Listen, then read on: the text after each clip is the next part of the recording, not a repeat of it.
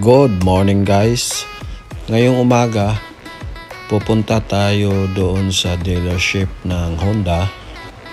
I-flex ko rin tong doorbell namin na high-tech.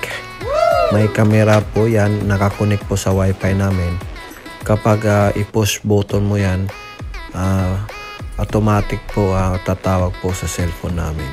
At makikita namin kung sinong nasa labas. Brand name po niyan is Arlo. Diba may pa-doorbell si lolo mo? Ito pala si Daddy Marino.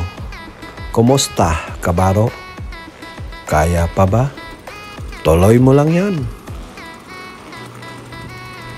Ito nga, nakalabas na kami. Nakita namin si Kuya. Good morning. Naglilinis po sa labas. So, dyan po si Mrs. Naka-uniform na. Then, yung anak ko. Pa-duty na rin si Mrs. sa Doc Regional Hospital. Dyan, sinundo na kami ni paring Patrick at si Miss Casey. Then, kasama yung anak niya si Sam. Dito na nga kami, nakarating na kami dito sa dealership ng Honda.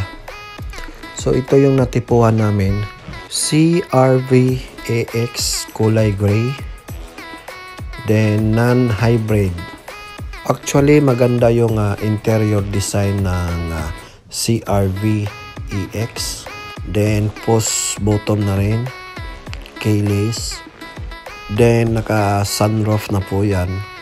Papakita ko sa inyo yung video kung paano buksan yung sunroof nito.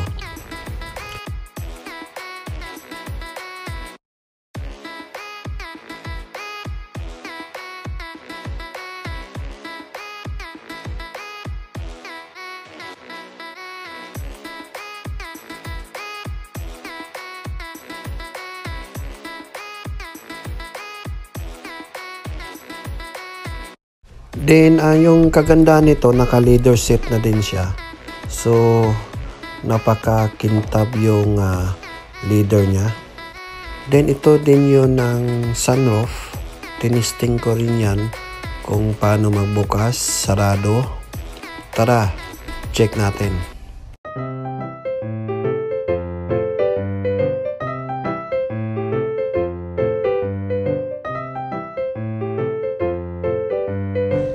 Tip ko lang sa mga baguhan dito sa US na kukuha ng car, dapat angkop yung pre-approval nyo sa bank doon sa gusto nyong sasakyan. Kung lagpas naman yung price doon sa pre-approval nyo, so kailangan nyo mag-down payment. Sa amin naman, iba, kinukuha namin yung quotation, ipapadala namin doon sa bank kung kaya nilang tumbasan yung presyo ng dealer. Yan muna ngayon, update ko kayo sa next video.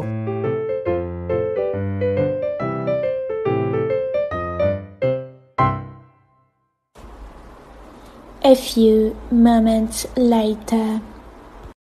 After 5 days, nag-decide kami pumunta ni Macy sa dealer ng Toyota dito sa Mark Jacobson para mag-check ng unit. Yung nagustuhan na unit namin pala is Toyota RAV4 XLE model. Tara, sabay-sabay natin tingnan kung maganda ba yung Toyota RAV4 XLE.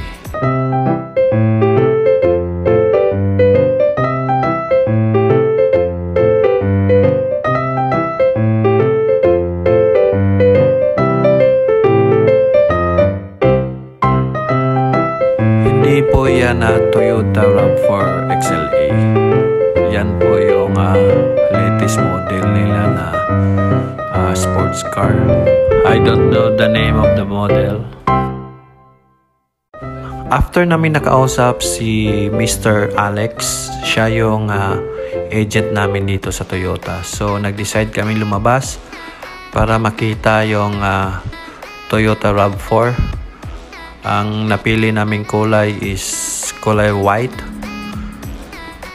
Yung tawag sa kulay na to is Ice Cup.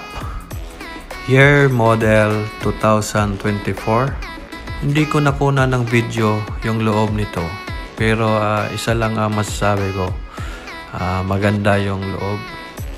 After nyan is nagbigay na ng quotation yung agent. Then pinadala rin namin doon sa bank. Actually, after 7 days pa yung release ng unit dahil under delivery pa. So, hintayin na lang namin yung tawag ni Alex kung available na yung unit. Then, after nyan, sinubukan din namin na sakyan yung sports car habang naghihintay sa sundo namin na si paring Dennis De Luna. Shout out. Tuwang-tuwa yung anak ko dahil nakasakay dyan sa sports car.